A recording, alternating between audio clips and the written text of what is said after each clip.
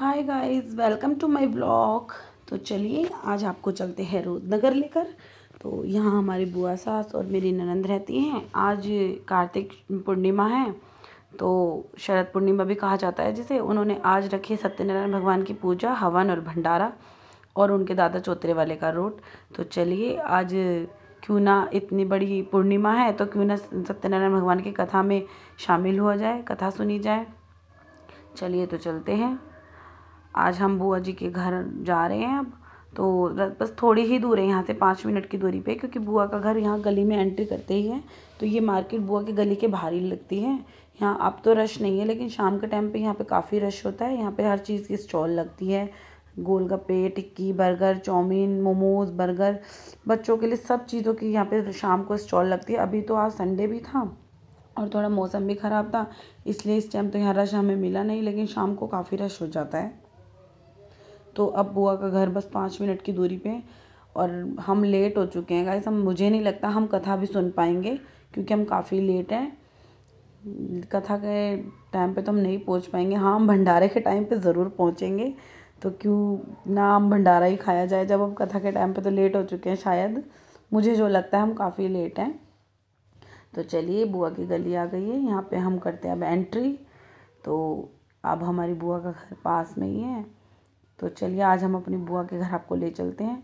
Guys, इनके यहाँ चौतरे वाले बाबा जो हैं, इनकी बहुत मान्यता है, और कहते हैं कि जो इनसे ये मांगते हैं वो इन्हें ज़रूर मिलता है।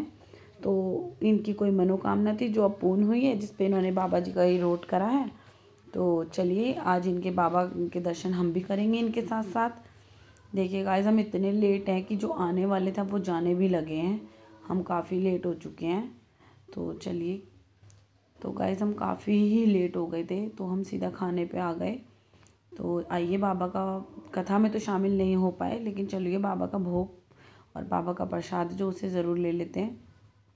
तो प्रसाद में बुआ ने बनवाया था हलवा, सब्जी, खीर, पूरी, तो जो कि बहुत ही टेस्टी था, सच में बहुत टेस्टी था। गाइस हम लेट है, लेकिन अब बाल्टियों को देख के ये मत समझना कि सब कुछ ख़त्म हो गया था, ऐसा नहीं है। ये बाल्टियों में गर्म ही रहे, इसलिए थोड़ा थोड़ा निकाल रहे थे।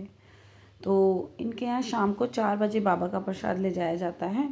तो हमने खाना तो 2 बजे ही खा लिया था, लेकिन हमने उसके बाद थोड़ा रेस्ट करा, चाय वगैरह पी, बैठे आराम करा।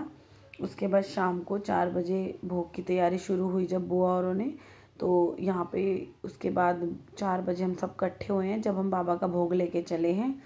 ऐसा नहीं है कि वहाँ से दूर हैं, पास में ही है। तो हम सब पैदल ही गए थे, इसीलिए यूँ नहीं है कि हमें गाड़ी वगैरह में जाने की ज़रूरत पड़ती, पास ही था तो हम सब पैदल ही चले गए। गाइस, इनके गांव में ऐसे सर पे रख कर ही प्रसाद लेके जाया जाता है, और इसे कवर और ढक के इसलिए जा रहे हैं क्योंकि यहाँ पे बंदर इतने हैं कि वो आपके हाथ में अगर कुछ भी देखेंगे तो वो छोड़ेंगे ही नहीं। तो इसलिए ये प्रसाद को बिल्कुल कवर करके, अच्छे से कवर करके ले जाते, ताकि बंदर अगर दिख भी जाए तो उन्हें प्रसाद ना दिखे। उसके बाद बाबा का भोग लगाएंगे, ये अंदर जाके बाबा का स्नान कराएंगे, जोत लगाएंगे। तो अब शाम को 4, साढ़े 4 बजे का टाइम था। उसके बाद ये हनुमान जी पे जाएंगे। तो गाइस, बाबा का जो ये मंदिर है, ये ऐसा कोई पर्टिकुलर मंदिर नहीं है, ये यहाँ पे किसी के घर में है। बाबा जी इनका मंडी जो बोलते हैं, तो वो इनके किसी के घर में है, तो वहाँ पे ही ये जोत लगाते हैं। बाबा इनके दादा चौतरे वाले कहा जाता है जिन्हें। तो आइए आज आपको हम दादा चौतरे वाले के दर्शन कराते हैं। तो आ जाइए। बड़ी छोटी छोटी गलियाँ थी गाइस, गाड़ी तो पॉसिबल ही नहीं है यहाँ आना, बाइक वगैरह तो फिर भी आ जाएंगी। तो आइए, आप बस पहुँच ही गए हैं उनके मंडी पे ये लोग। तो चलिए हम भी दर्शन कर लेते हैं इनके बहाने।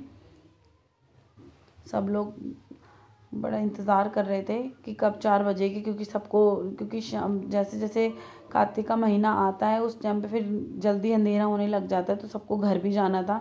क्योंकि सब कथा के टाइम पे हम ही लेट थे, बाकी सब तो कथा के टाइम पे पहुंच चुके थे 9 बजे। तो उन 9 बजे आए हुए थे, उन लोगों को लेट हो रहा था, इसलिए सब वेट कर रहे थे कि जब कब बाबा का भोग लगेगा और कब हम भोग लेके और अपने घर जाएँ। तो गाइस, हम जितनी जल्दी हो सकता था, बुआ ने उतनी जल्दी काम निपटाने की सोची।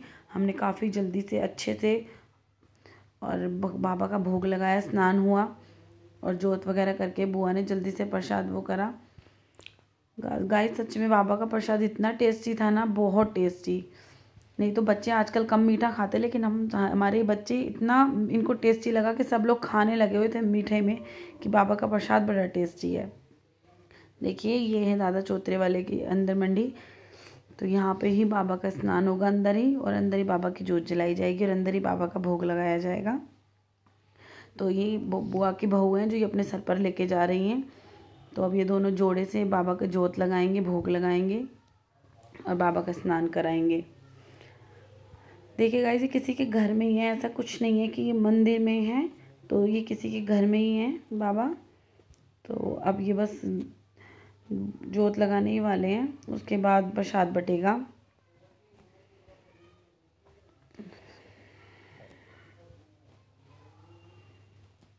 काफ़ी अंधेरा था अंदर, फिर हमने कह के लाइट तो जलवाई थी, लेकिन अंधेरा फिर भी था क्योंकि मौसम ऐसा था ना, उसमें बादल छाए हुए थे। तो वैसे भी मौसम टाइम हुआ नहीं था अंधेरे का, लेकिन मौसम की वजह से अंधेरा फील हो रहा था यहाँ पर हमें।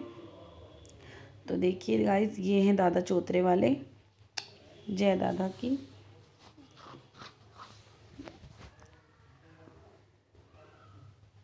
बुआ जी के यहाँ हर पूर्णमासी को बाबा की जोत लगाई जाती है इनकी, और इनकी प्रसाद बांटा जाता है। हर महीने की जो पूर्णमासी आती है उसको प्रसाद बंटता है, जोत लगती है।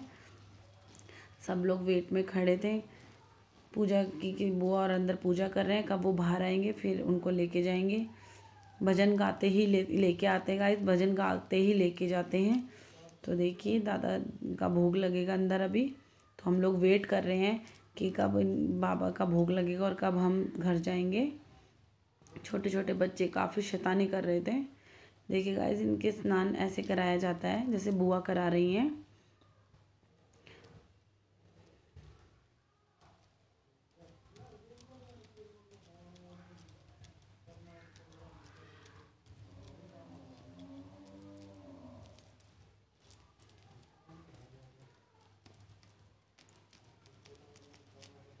जो ये साइड में बाबा की छड़ी बोलते हैं इसको, या क्या बोलते हैं मुझे नहीं पता, आप कमेंट्स में ज़रूर बताना इसको क्या बोलते हैं।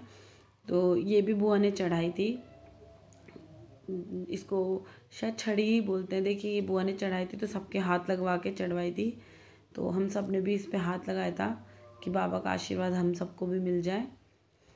तो देखिए,